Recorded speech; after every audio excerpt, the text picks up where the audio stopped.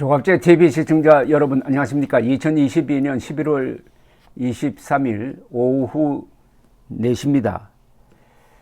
지난 70여 년의 대한민국 현대사를 빛낸 기라성 같은 세계적 인물들이 많습니다. 그 중에서 2년 전에 작고하신 이건희 전 삼성전자 회장처럼 많이 알려지지 않은 인물도 아마 드물 것입니다. 한 일은 어마어마하게 많고 큰데도 정작 이건희 그분은 어떤 사람이었느냐 하는 데 대해서는 제대로 된 글이나 책을 보지 못했습니다.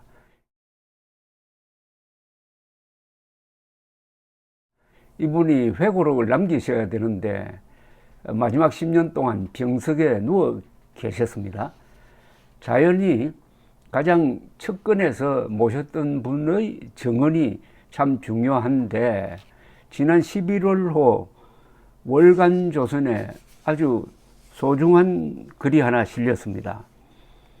이순동 전 삼성그룹 전략기획실 사장이 홍보맨의 입장에서 가까이에서 본 이건희 회장은 어떤 분이냐 하는 이야기가 인터뷰를 통해서 실려 있었습니다. 그걸 읽고 저도 새로운 면을 알게 되었습니다. 이건희 회장 하면은 이병철 창업자의 아들 이렇게 됩니다.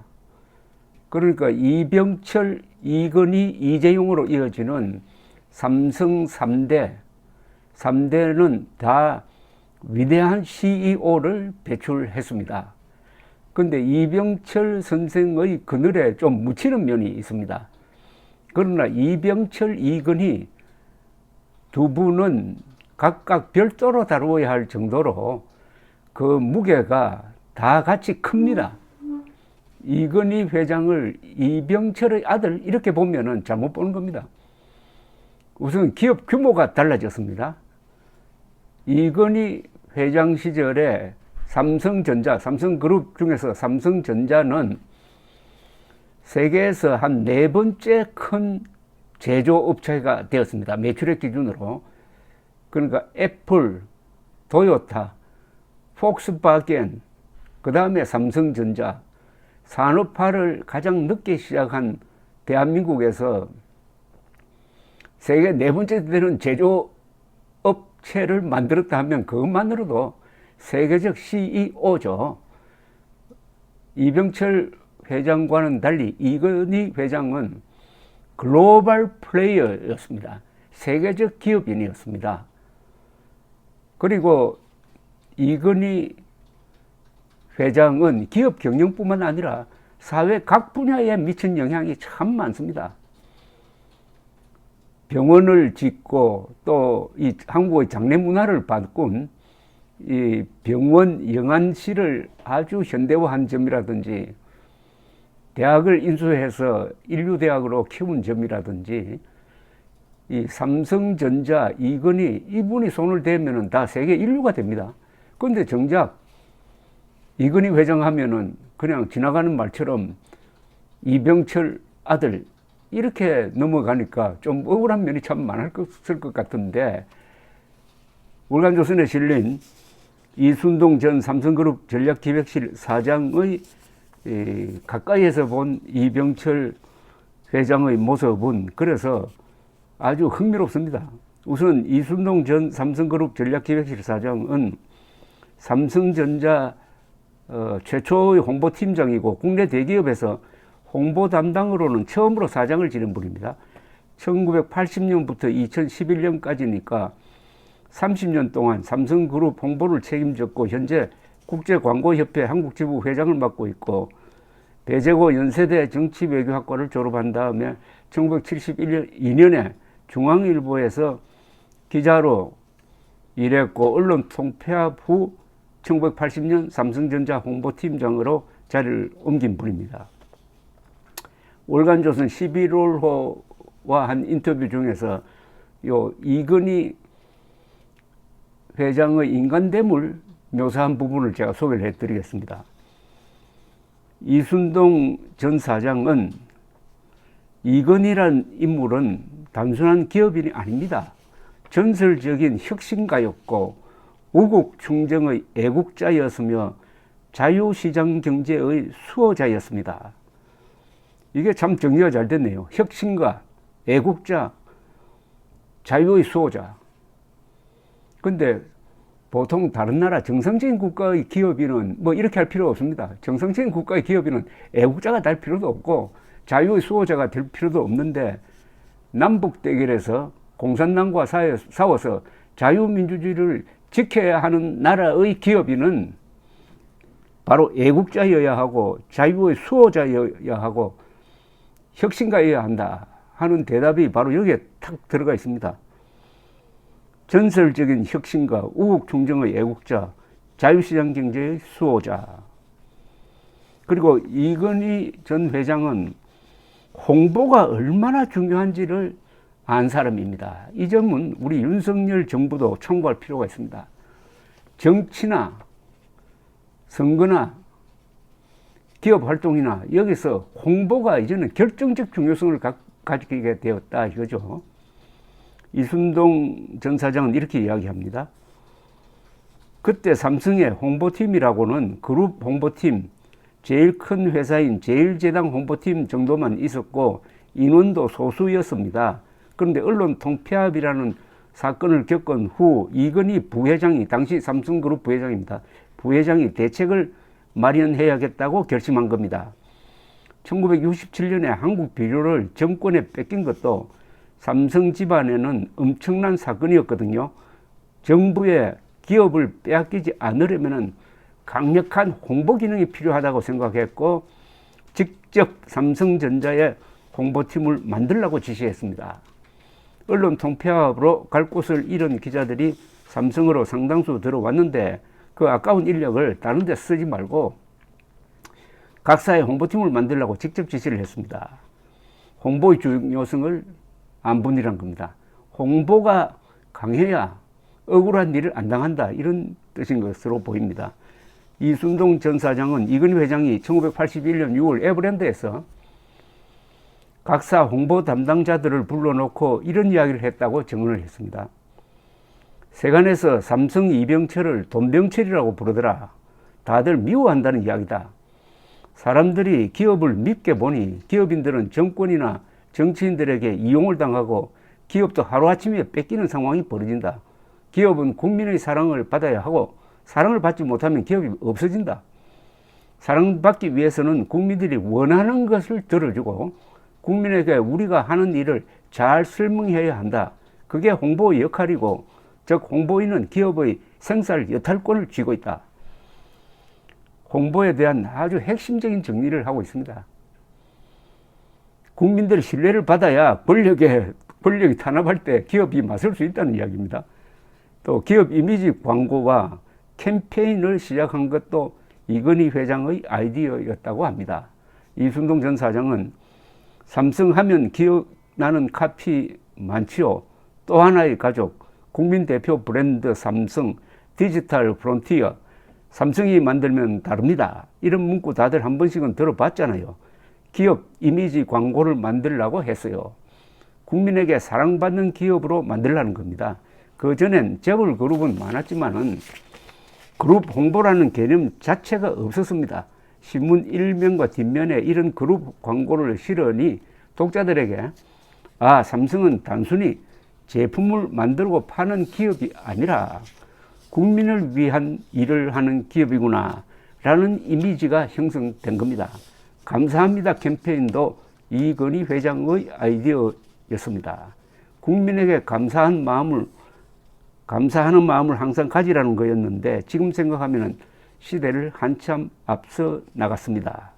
한국 비료나 TBC를 빼앗긴 경험이 뼈아프게 작용했던 것 같습니다. 선대 회장은 그런 이유로 정치를 할 생각을 했었는데 이건희 회장은 선대와 생각이 좀 달랐습니다.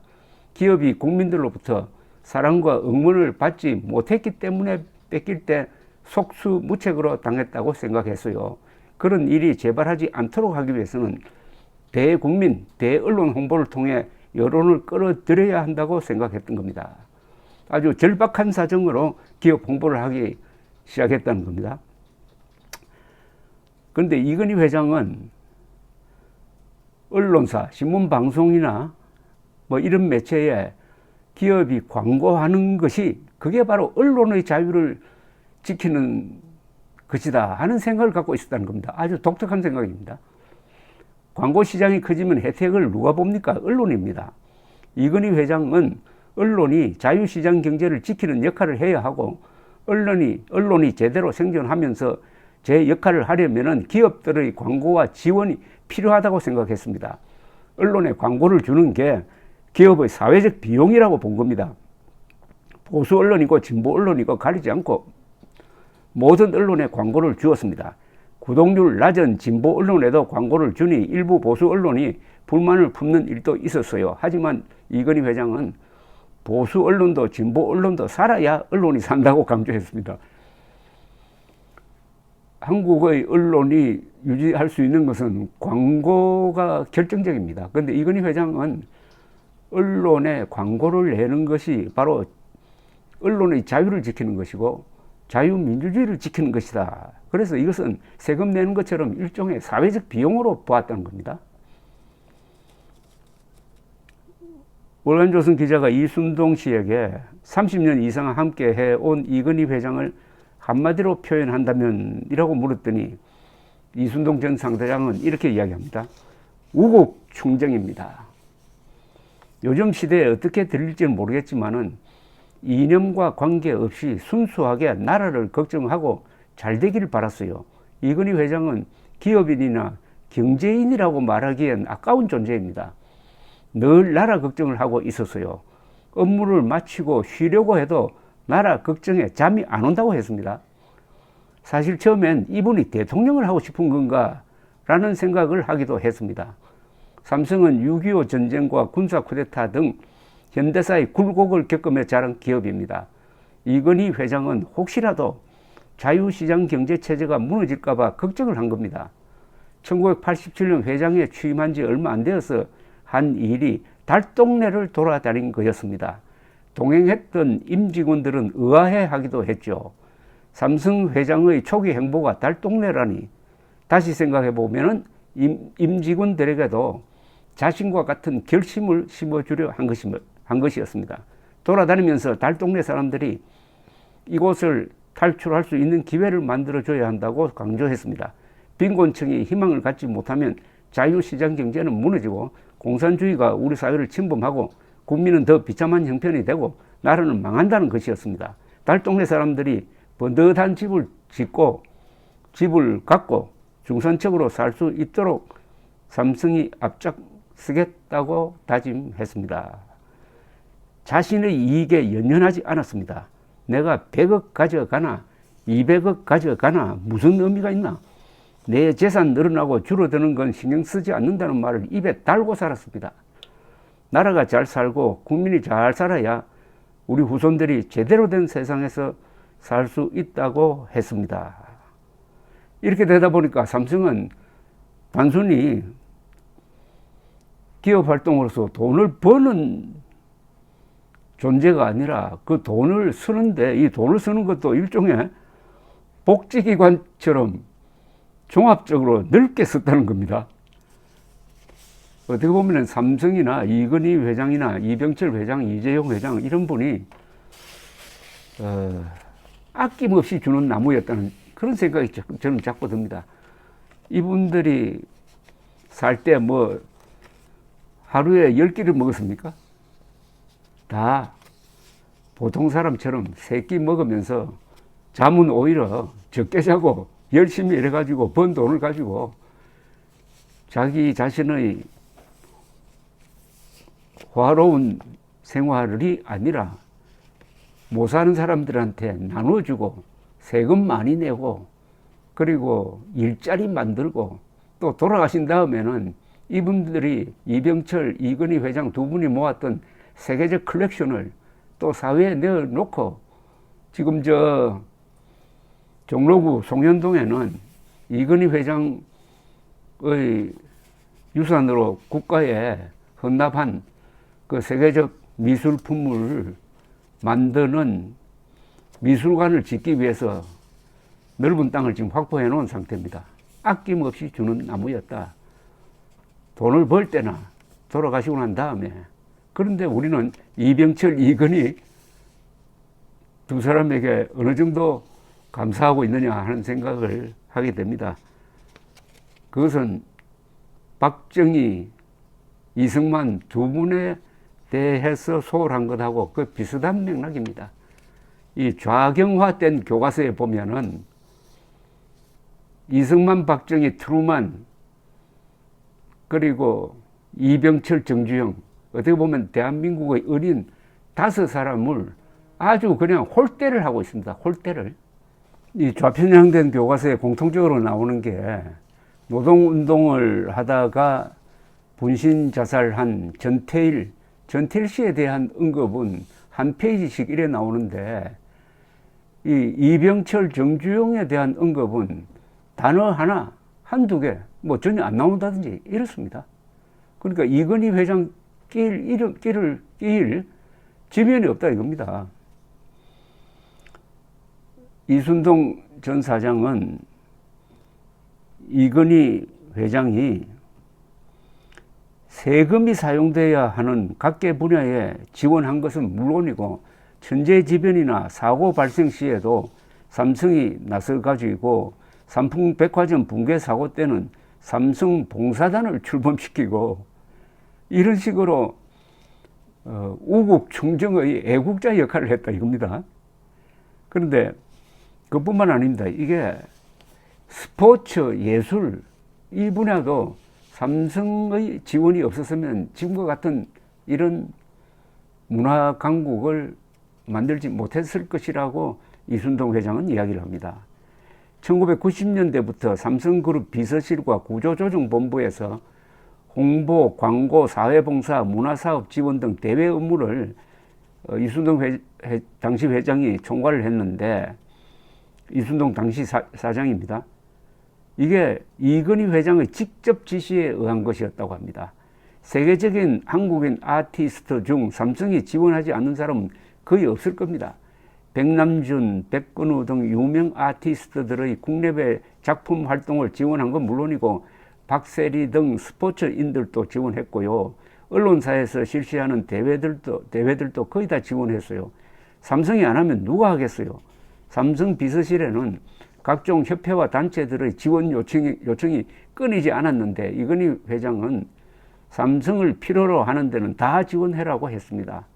어느 단체에서는 30억 원을 요청했는데 이건희 회장이 내용을 듣더니 100억 원 지원해라라고 한 적도 있었습니다. 빈곤층을 위한 일이거나 국가 이미지와 직결된 일이면 더 규모가 커지곤 했습니다. 비서실과 홍보실이 난감해야 할 때도 많았는데 이 회장은 뜻대로 밀고 나갔습니다. 이건희 회장은 법만큼 사회에 환원해야 한다고 생각한 겁니다. 기업이 사회복지사업과 문화예술에 큰 돈을 지원하기 시작한 건 삼성이 처음이었거든요. 이건희 회장은 삼성이 해야 다른 기업들도 따라오고 삼성이 기준이 된다면서 도움을 필요로 하는 모든 분야에 지원을 아끼지 말라고 했습니다. 재벌은 기업이 아니라 공익법인이라는 게 이건희 회장의 생각이었습니다. 한미관계가 또 나빠지니까 거기에 도 신경을 썼다는 이야기를 또 합니다. 그러면서 이순동 전 사장은 이건희 회장의 생전 마지막 10년이 너무 안타깝다고 했습니다. 그런데 10년 동안 이분이 쓰러져서 병원에서 고생을 하셨죠. 이건희 회장은 마지막 10여 년을 이전만큼 국민 사랑을 받지 못했습니다. 수사기관에 불려다니고 일부 시민단체와 노동세력으로부터 비판받고 심근경색으로 쓰러지고 삼성은 국정농단 사태에 휘말리고 국내 의료 수준이 얼마나 발전했는데 이건희 한 사람 일으켜 세우지 못했는지 울분이 터질 때가 있습니다. 본인이 의료와 복지에 얼마나 돈과 정성을 쏟아부었습니까? 10년만 더 경영을 했으면은 지금의 삼성과 대한민국은 더 달라질 수 있었습니다. 거기다 일부에서는 루머를 퍼뜨리고 음해하기도 하지 않았습니까? 통증치료와 민간치료 과정에서 이런저런 일이 있었던 것으로 알고 있는데 그런 일들이 악의적으로 포장되었습니다. 저는 이건희 회장을 30년 이상 보아왔지만 술도 골프도 좋아하지 않고 입는 것 먹는 것 사치도 하지 않는 사람입니다. 밤잠 설치며 나라 걱정하고 강아지 좋아하고 라면 좋아하고요. 무엇보다 명예를 중시했던 이 회장이 마지막에 그런 모습으로 사람들에게 비춰졌다는 점은 정말 가슴이 아픕니다. 이 누워 계시는 동안에 아들 이재용 부회장이 구속되어서 재판을 받고 또 풀려났다가 또 법정 구속이 되고 뭐 이렇게 이런 일이 벌어졌습니다. 그러나 이병철, 이건희, 이재용 세 사람이 만든 삼성전자란 회사가 얼마나 단단한지 그렇게 순환을 겪으면서도 삼성은 특히 삼성전자는 계속 성장을 해왔고 지금 삼성전자 한 회사의 수출액이 우리나라 전체 수출액의 20%를 넘습니다. 그런데도 아마 이재용 회장은 요사이도 자주 법정에 불려가서 지금 재판을 받고 있습니다.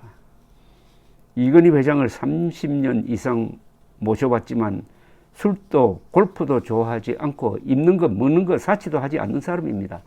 밤잠 설치며 나라 걱정하고 강아지 좋아하고 라면 좋아하고요. 무엇보다 명예를 중시했던 이 회장이 마지막에 그런 모습으로 사람들에게 비춰졌다는 점은 정말 가슴이 아픕니다. 저도 가슴이 아픕니다. 감사합니다.